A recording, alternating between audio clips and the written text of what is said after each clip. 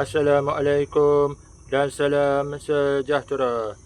Bintang muda Lamine Yamal berpeluang cerah untuk dinobat pemenang anugerah Ballon d'Or selepas kejayaan Spanyol menjulang Piala Dunia selain merangkul gelaran La Liga serta Piala Raja Spanyol bersama Barcelona.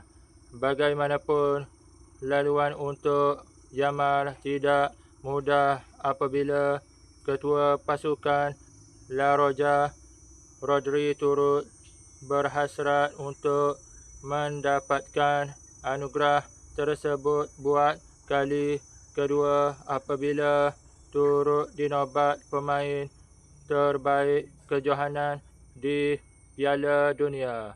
Sekian berita. Terima kasih.